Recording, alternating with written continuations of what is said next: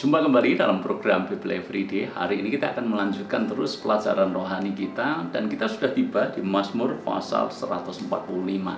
Sebelum kita mempelajari ayat demi ayat di pasal ini, izinkan saya menceritakan sebuah kisah sederhana.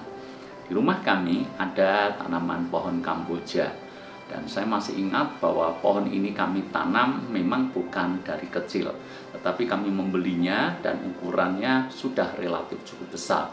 Dan ketika kami tanam ini pohon kamboja, maka akarnya ternyata belum terlalu kuat, sehingga berulang kali terlihat bahwa pohon kamboja ini mulai condong ke kanan atau condong ke kiri dan hendak roboh. Apa yang harus dilakukan supaya pohon kamboja saya ini akhirnya tetap kuat? Maka yang kami lakukan adalah kami mengambil sebuah kayu penopang seperti itu, lalu kemudian bagian yang doyong itu kami ganjal dengan kayu itu, sehingga karena ada topangan kayu, pohon kamboja itu tidak bisa roboh. Lalu kemudian setelah kami tunggu kurang lebih beberapa bulan, mungkin 1-2 tahun, akhirnya kayu penopang itu sudah bisa dilepas karena pohon kamboja itu sekarang sudah berdiri dengan kuat. Itu fungsi atau arti daripada penopang. Saya rasa Anda bisa membayangkan dengan mudah apa yang saya ceritakan. Sekarang kalau kita membaca di dalam Mazmur pasal 145, ternyata Daud pun pernah mengalami hal yang sama. Serangkaian proses dalam kehidupannya terjadi, dan bagaimana dia berulang kali harus melewati proses yang panjang, dikejar-kejar Saul untuk dibunuh, dikhianati orang-orang terdekat, dan berulang kali dia hampir saja mati. Tapi kita lihat bagaimana Daud bisa survive dalam situasi seperti itu. Kalau Anda membaca ayat yang ke-14, Tuhan itu penopang bagi semua orang yang jatuh dan penegak bagi semua orang yang tertunduk.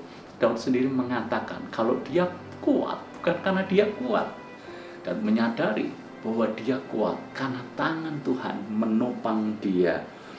Daud berkata, Tuhan menopang semua orang yang jatuh dan penegak bagi semua orang yang tertunduk.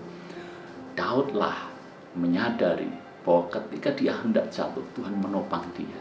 Ketika Daud tertunduk, mungkin karena dia mengalami masa-masa yang sulit, mengalami masa-masa direndahkan, mengalami masa-masa tidak dihargai, mengalami masa-masa dalam kesendirian, seolah tanpa harapan.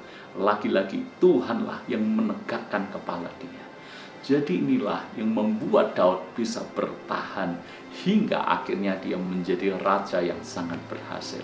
Saudara-saudara yang dikasihi oleh Tuhan, dalam hidup ini kita menghadapi banyak tantangan kehidupan, kita menghadapi banyak ujian, kadangkala kita gagal, kadangkala kita jatuh, sehingga rasanya kepala ini harus tertunduk malu seperti itu.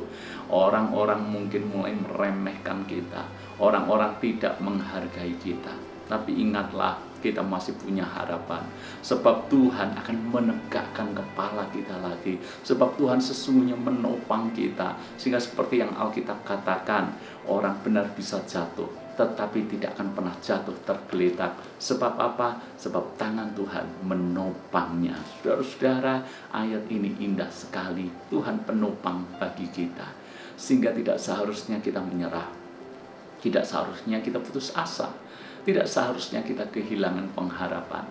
Selagi kita menyandarkan hidup kepada Tuhan, Tuhan akan menopang kita, Tuhan menegakkan kepala kita, dan kita akan menjadi pemenang-pemenang kehidupan.